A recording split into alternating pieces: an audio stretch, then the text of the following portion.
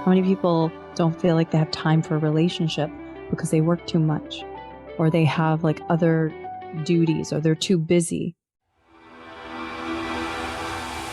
I'm Heather Grzych, and this is the Wisdom of the Body podcast. This podcast explores the idea of body intelligence as the real key to learning the knowledge of life, or what we call Ayurveda in the ancient language of Sanskrit. We do that by connecting with today's creative leaders and experts who will help you listen to your body, trust your gut, and live in deeper harmony with nature. Come join me as we unlock the golden door to clear, direct perception and become very deep listeners. You can find the Wisdom of the Body podcast on Apple, Spotify, and Stitcher. You can also follow us by joining my email at heathergrzych.com or on Instagram at heathergrzych. I know you're going to love this podcast, so take a second right now to subscribe. Today, we're going to talk about love and attachment and sex. And, just for a little bit here today, there's so much to talk about on this topic. It can be a very big topic, just this idea of love.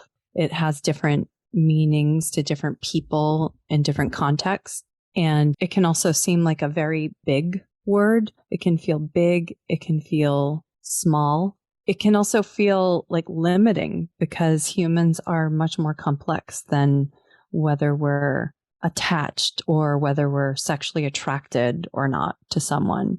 And also this takes on different states and different phases of life. Obviously, I think someone who is in their 90s is going to experience feelings of love and sexual attraction, things like that, differently than like a raging hormonal 20-year-old would. So we can experience these feelings very differently depending on what's going on in our bodies. So first of all, why would that 15-year-old experience love and sexual attraction differently, or that 15 or 20-year-old differently than the 90-year-old? Well, first of all, they have two very different bodies. Everything they feel is different. Everything that is felt in those bodies is different. There's so much more heat in a younger body. There's so many more fluids in a younger body. There's so much more feeling in a younger body. It's so much more fire. And then in the older body, there's more space. There's more wisdom. There's more of what we say vata happening in a body the older that we get. So these feelings that we experience, we're also going to feel them in different phases of life and different phases of what's going on with our age and all that stuff, even seasonally. So we have these human bodies and they experience things, and we have these minds, and our minds can develop fantasies. Our minds can develop fears. Our minds can pretty much go all over the place. They can do a lot of different things. The minds can do a lot of different things that the bodies can't do. So the mind can do so much that the body cannot do. And the mind may even want us to get the body to do things sometimes, right? We have this mental desire to do something. Man, I wish my body would do this. And that can be very handy. Sometimes we want the body to follow the mind. Sometimes we want that. It can be very helpful when we're going on a healing journey, when we're trying to make better choices for ourselves. We want the body to start responding to the good choices that our mind is influencing us to be making. And sometimes the body's speaking and we don't listen to it. Sometimes it's speaking and we do listen to it and then we regret it later. That's also a problem. But why can't we just get these minds and bodies to be on the same page? What the heck? We definitely can, but we have to have the awareness of both the mind and the body as interdependent yet separate functioning of ourselves. We have to have that awareness of both of those things going on at the same time, which I wrote a little bit about in my book. I called it the battle between the intellectual and the primal, or the battle between your mind and your body. We have to be able to observe that there's something happening on a mental level and something happening on a physical level. And so a lot of people tend to be really super clued into what their minds want, and other people are really clued into what their bodies want. Although I would say humans in general are just getting less and less clued into what their bodies want as we sort of get trapped in information through the senses. So we could probably all benefit by paying attention to our bodies a little bit more. when we talk about love and attachment, this plays out differently depending on, someone's sort of constitutional type and also what kind of imbalances they may be experiencing. So my background is an Ayurvedic practitioner. We're going to be looking at bodies that have these elemental natures. So lots of space and air, or lots of fire, or lots of water and earth. Sometimes people have lots of all of them. And so if a person has a lot of air and space in their body, they're going to be like more spacey, more flighty, not necessarily that fiery energy that we might think of with attraction or desire or something like that. That might feel a little different.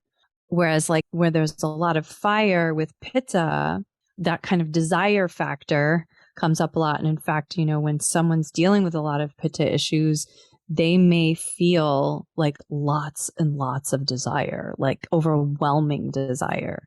Because what we're going to talk about today is that you want to feel love, you want to feel attachment, but you want it like in the right amounts. Too little, you feel like you're alive, you don't feel like you're stimulated, you don't feel like you're having a human experience. And too much will drive you crazy and cause you to like wreck yourself, So we have to figure out like what are these right levels of attachment. So I want everybody here listening to meditate on the feeling of loving someone.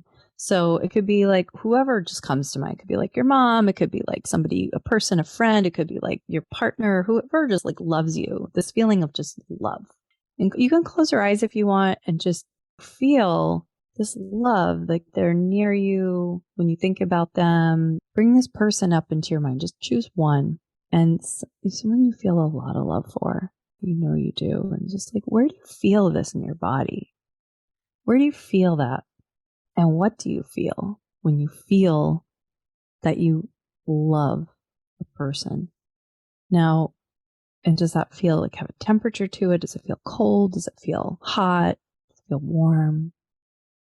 Give it some texture, this person that you love. What does it feel like? And now bring up someone in your life who you avoid in your life. And imagine this person sitting next to you. This person you don't like, sitting next to you. What happens in your body when this person is next to you? What happens?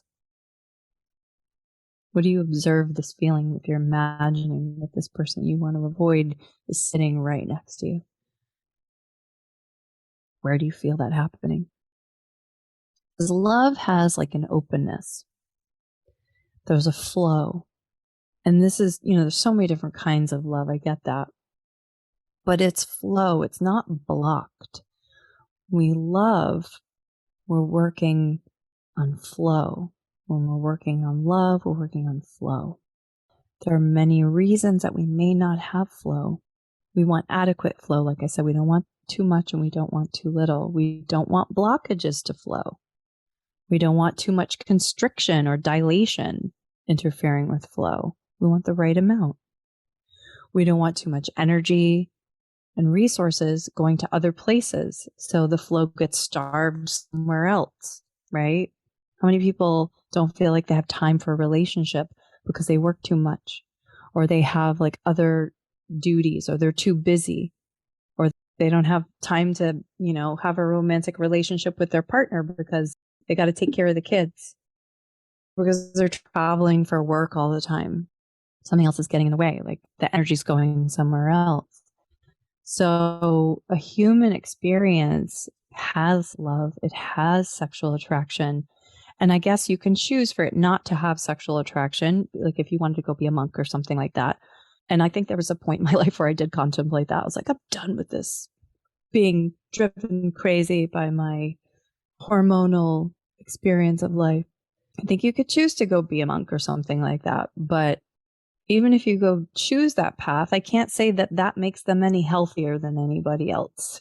Because even some of the spiritual practices, they have a functional effect on the body. Like you want, from an Ayurvedic perspective, in my background, I want the body functioning well, right? So if you just like cut off a whole part of your being, that's not great for your body's functioning, right? Like I said, we want all the tissues and all the body getting the energy. So spiritual practices can actually like take their toll on a body. They can actually affect the functioning. Just because they're spiritual doesn't mean that your body actually likes it. So when we're getting adequate flow, we have adequate attachment. When we aren't getting adequate flow, our attachment patterns can get off. So attachment's more like a psycho-emotional construct, but in Ayurveda, it would be represented by the water and the earth elements, which we associate with kapha dosha. If you need more love and attachment, right? Lower kapha. Kapha's lower with needing more love and attachment. Okay. And truly, when you truly need it, not like your mind telling you that you need it, there's a difference. And when the vata is high, because when you have low kapha, it's more likely that vata is going to go out of balance, or possibly even pitta will go out of balance, because you lose your stability when kapha's low. And you want to do things that will regenerate that stability element. So things that help you assimilate better, things that can be cooling in nature, that build water and earth elements in the body. So oils, salty, sweet, and sour tastes, they'll increase that water element in the body. A little bit of things that have more substance to them, like dates, almonds, not popcorn, not cold showers, not cold windy days in the snow. Like those are the things that you do when you want to get rid of your attachments, when you want to fly high in the sky and become more of an energy body rather than an attached body. Okay. And we want the right amount of attachment with our being. We don't want to be flying out into space. And we don't want to be like so earthy and attached that we like can't move. Our body feels like a rock, or we start growing weird things in weird places that things shouldn't be there. So things like cinnamon can help keep the flow. I like cinnamon a lot. You're going to hear me talk about cinnamon a lot today, because cinnamon is probably my favorite love, attachment, sex kind of herb. And it's something everybody has access to in their kitchen, and you can really make a big impact with it because it can really affect your circulation, the flow in your body. It's warming. It's hydrophilic. So like if you put cinnamon in a cup of water and then you look at it in a little while, it'll look all gelatinous. So it gets kind of moist in there. It's one of the heating things that you can use in the kitchen or in herbal medicine that is also liquidy. So a lot of the heating things are drying as well, but cinnamon is not like that. So cinnamon's a great one. Rose is also a very popular one for love, especially for like vata and pitta issues. So rose will also raise kapha when kapha is low, and it's cooling. The rose petals I'm talking about. So the rose hips, they are different animal.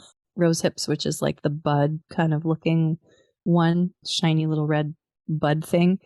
That's very different. That's actually heating. But rose petals, where the flower has bloomed, and you can take the petals and you can dry them.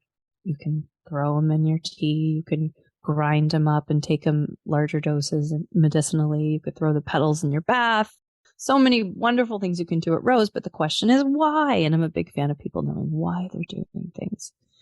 Because there's a lot, especially with herbs, there's a lot of just like belief stuff, which we'll get into.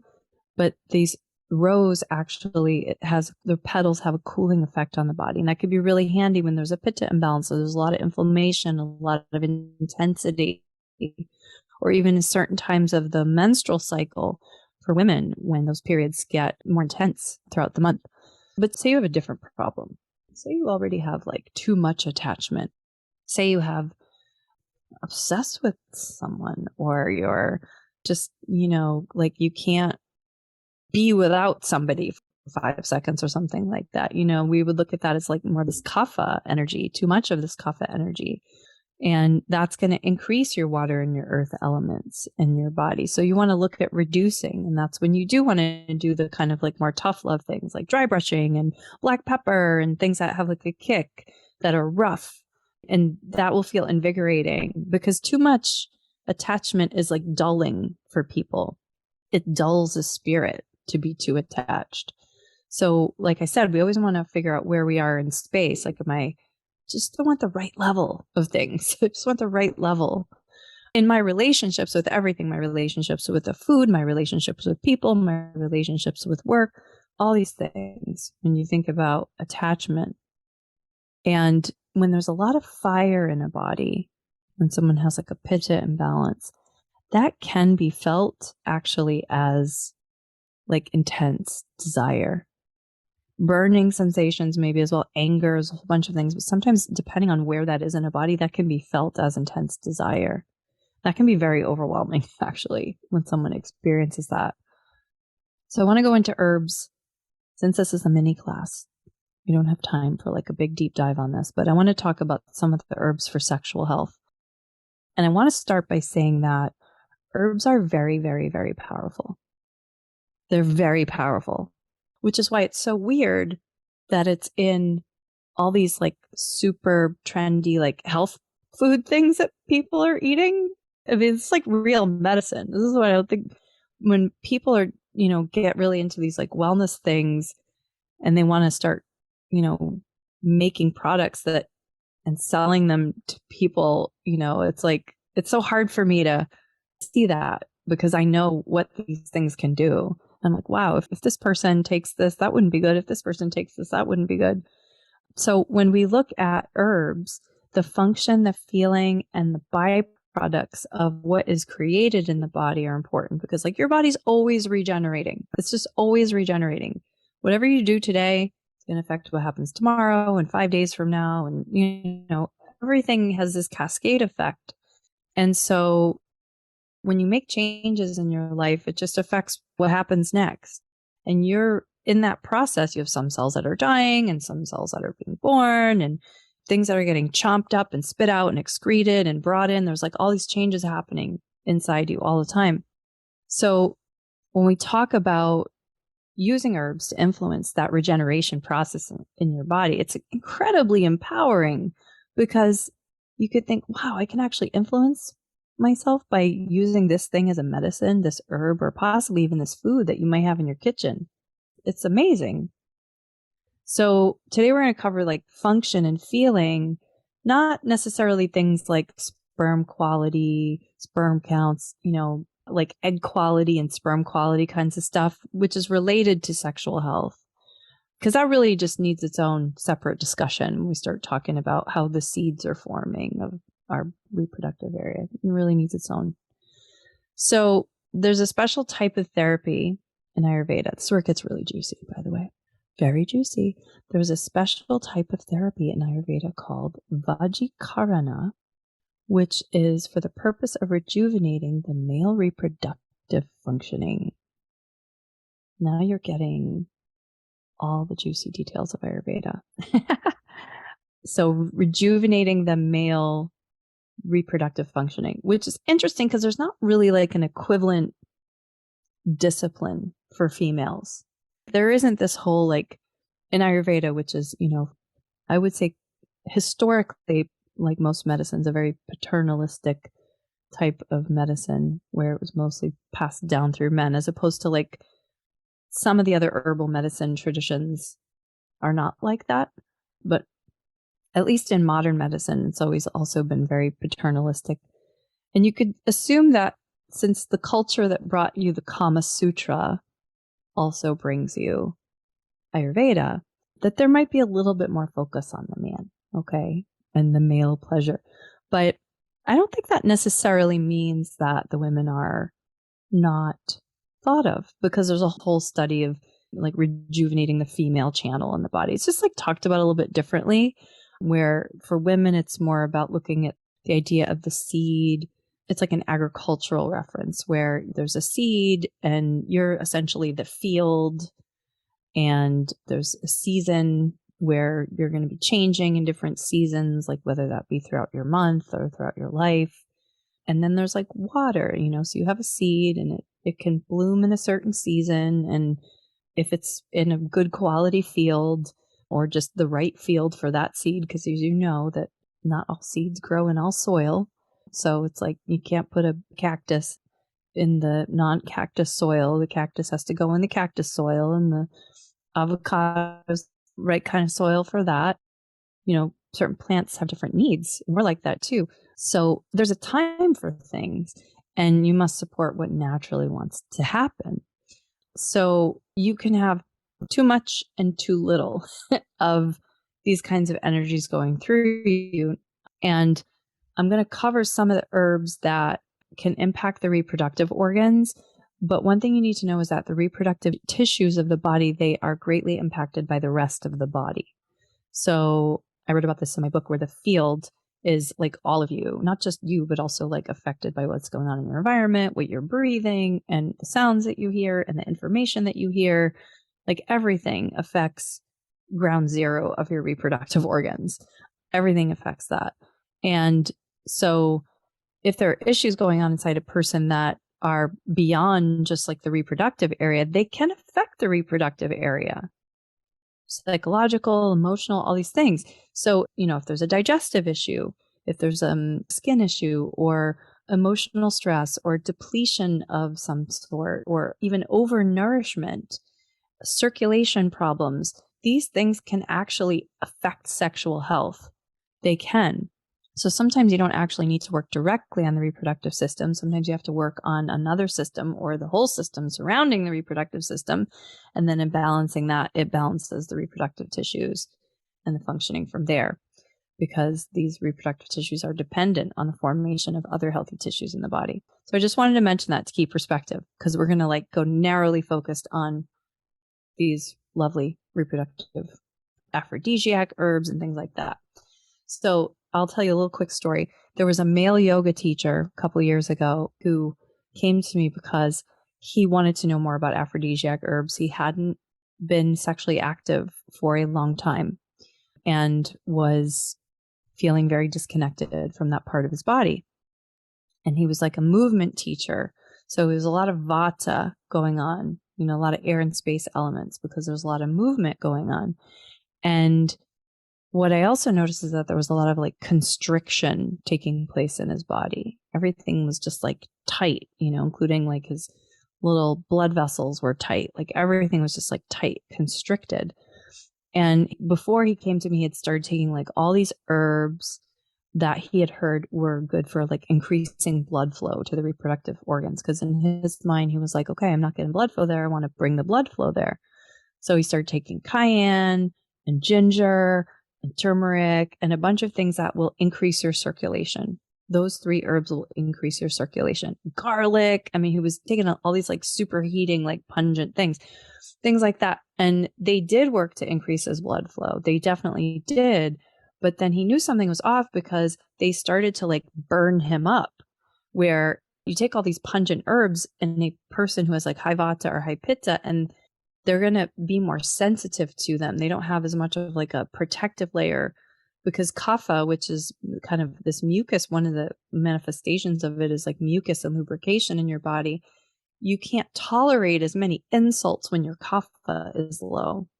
You just can't tolerate them as much because you're just not as protected. And so, he was really getting these very intense burning sensations in his body, and was getting pretty angry all the time. And that's kind of funny when you're a yoga teacher. It's really funny. Actually, one of the angriest people I've ever met was a yoga teacher. Not him, but a different one.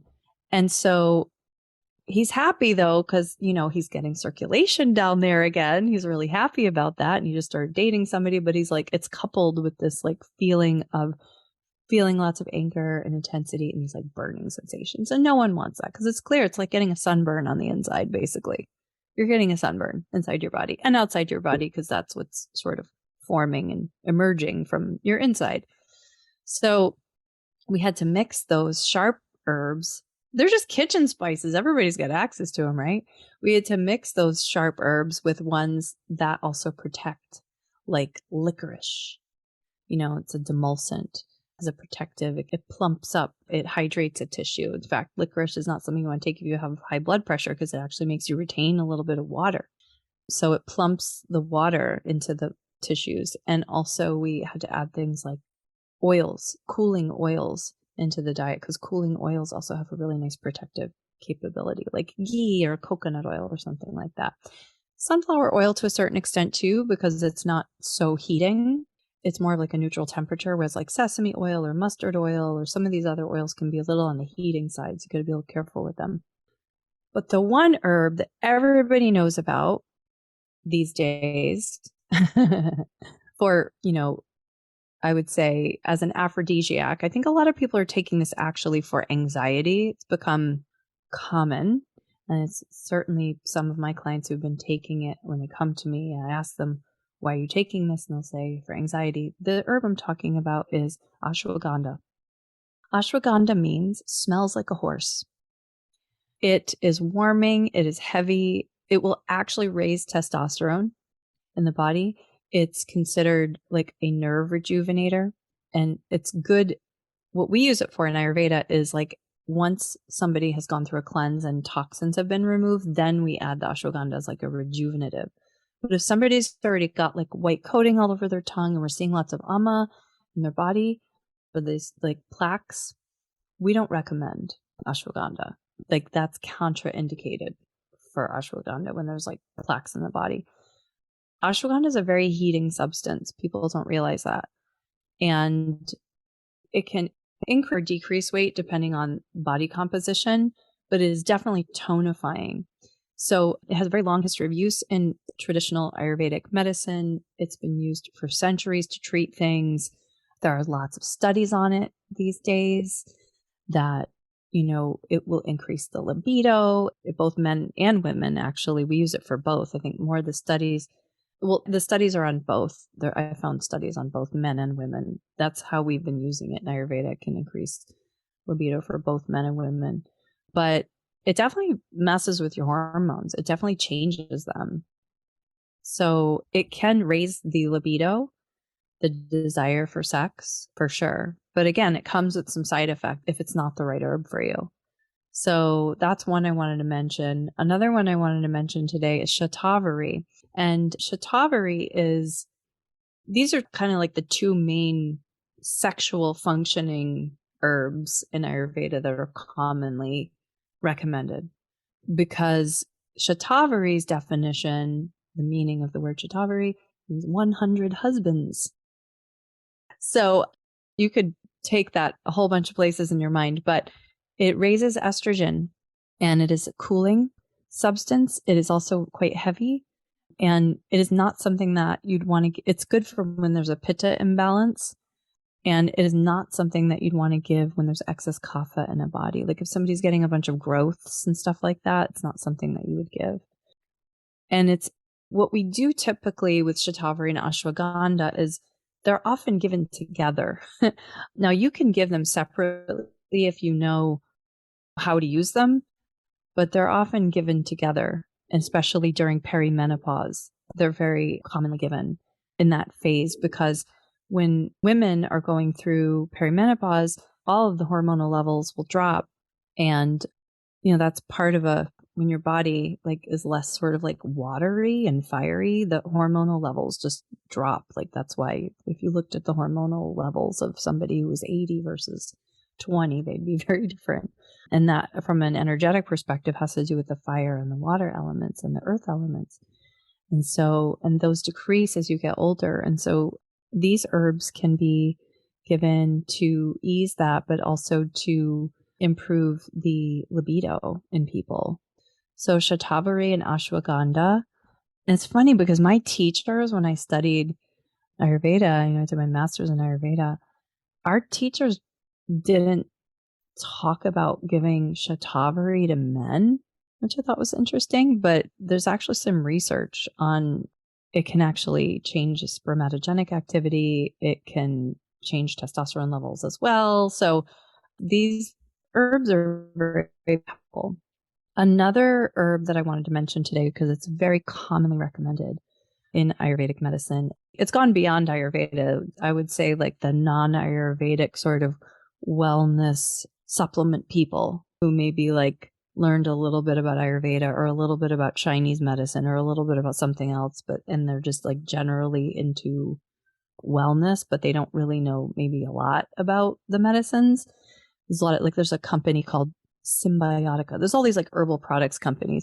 I like the herbal products companies where somebody studied in a deep lineage for a long time. So I tend to kind of go with those, but they tend to not be as popular and more widely marketed. But this one, shilajit has been. Shilajit has been Funny story about shilajit. It's a sticky substance. It's black, looks tarry, and it's found on rocks in certain areas of the Himalayas.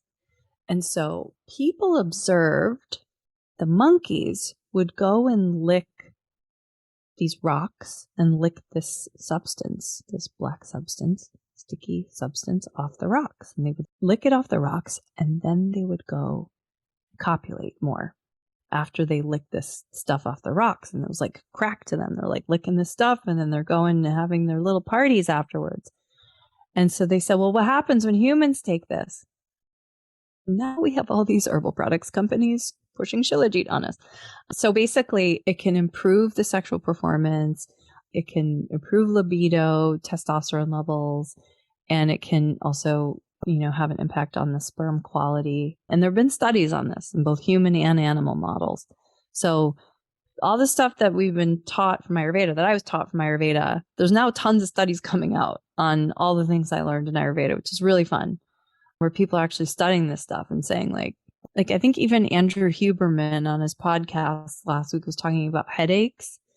And he was like, yeah, mint and basil, yeah, they can work for headaches. And I'm like, yeah, my teachers told me that. And he's like, yeah, on his podcast, he's talking about there's actual like studies that show that they work. Like peppermint essential oil will work for your headache. Something that we think would be kind of woo-woo and weird. But like there's studies that show that it works. It's not weird. Just because it wasn't made in a lab in a controlled environment by somebody who has a PhD and that it was made by nature, it could still work. Or made by somebody that doesn't have a PhD or something like that. So shilajit is, one of these sexy herbs that are used, and people get very good success with it. What's important for me to mention at this point is that things that grow in nature, they cannot be replaced very quickly.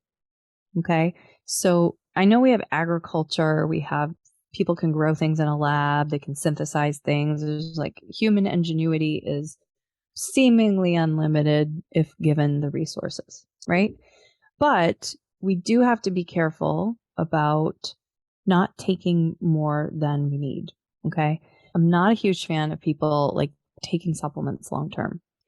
I think you should use them temporarily. I think you should use them with a purpose and with some skill, because the risk is that we could waste a lot of resources. We can consume a lot of something. If it's not the right thing that we needed, then we're kind of wasting our time. We're wasting the resource. We also may be having like a digestion or assimilation problems. And if we don't process what we're taking in, we're also wasting it. So we're literally just like making some person rich because they were good at making us believe that we needed that thing at that time, right? But with herbs, we want to look at what they do to a body. What does it do functionally? Because people can sell you on all sorts of things. And I know placebo effect is actually very, very, very powerful. And I actually think it's very important. I think it's a very important part of healing. If you believe you're going to get better, if you believe you're going to get a certain effect, then that will have an effect on you. But you want to kind of temper that or match that, pair that with like actual knowledge. And I think that's a little bit of the tricky thing that I see with some of these herbs right now is that they've gotten into the popular culture and they're like being infused in these fun little drinks, and people don't know that they're actually having medicinal effects on their body, and they don't even know if they need that thing. But they heard that that thing was good for you. Oh, so I should take it. That's the kind of thinking that gets us into trouble, to be honest. And that's, I think, the trap that Ayurveda gets people out of. Because when you start to realize that, like, oh, there's this thing that's good for my body right now, and I have to figure out what that is. Oh, just because that was good for that person, that doesn't mean that that's going to actually be good for my body. Let's figure out how this is going to work for me.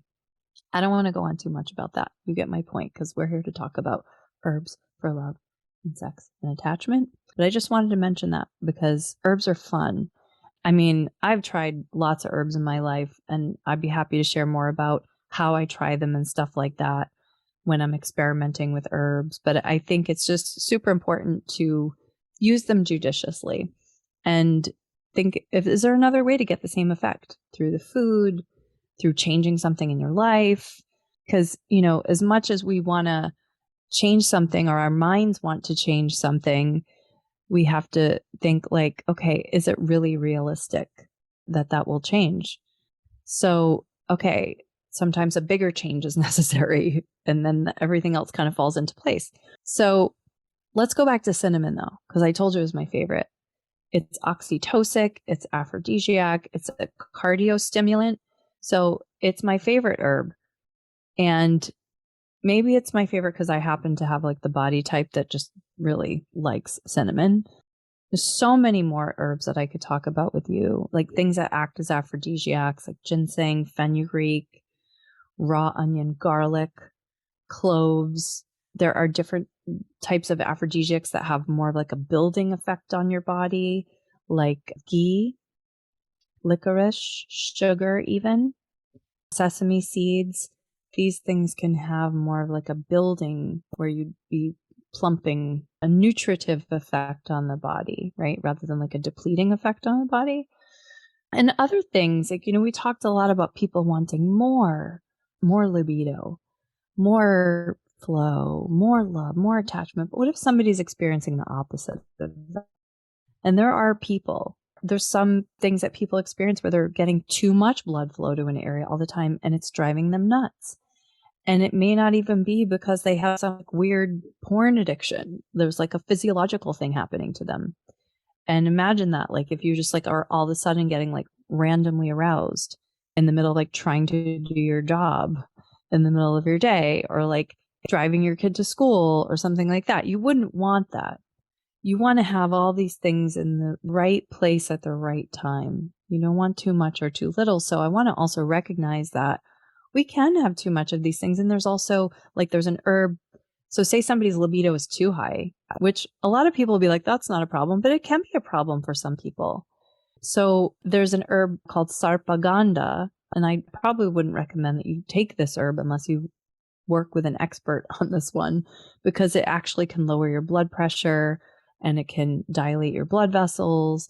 And as a result of that, it will reduce the libido. It also reduces anxiety as well.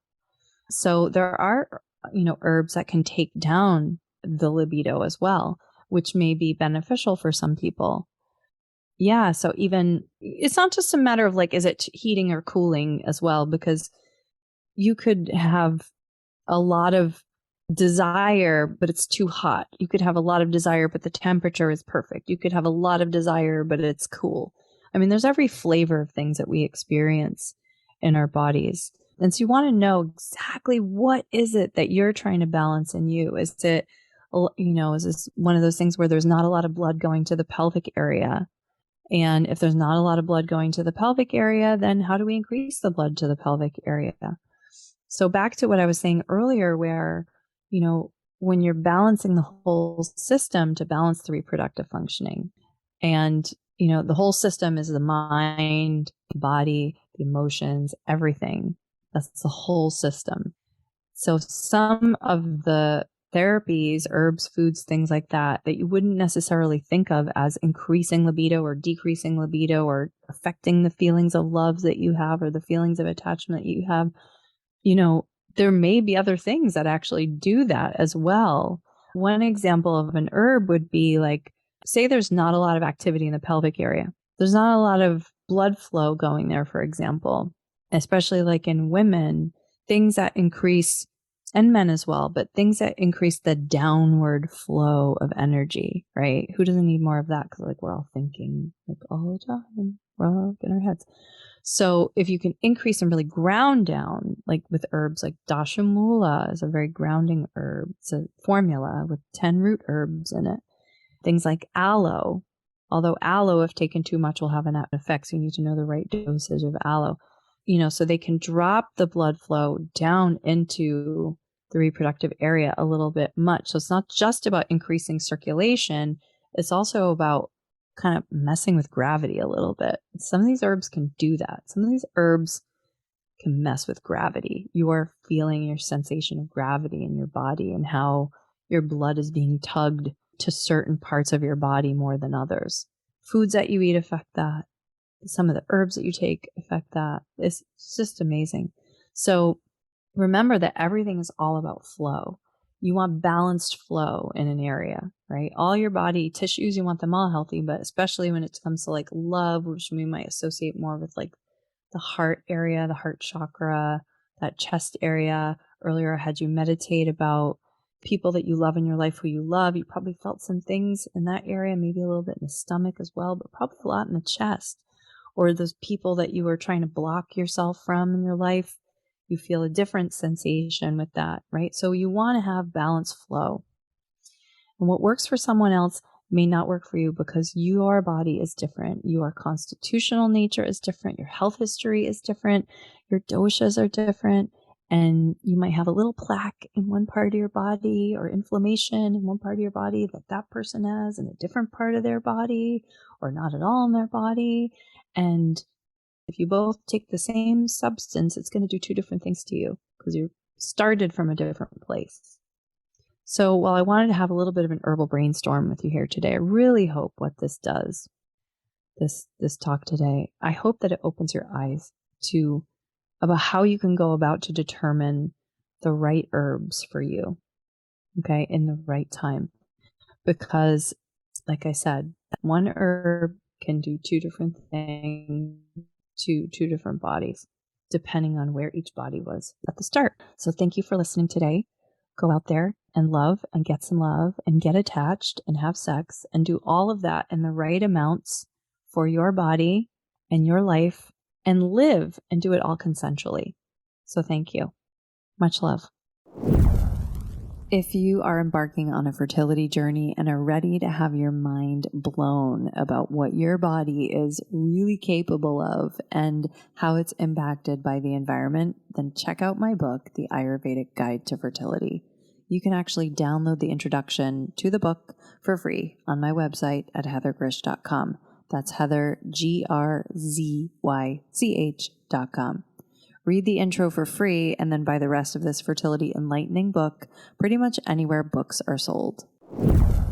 I want to thank you for listening to this show. It brings me great pleasure to provide this content to you.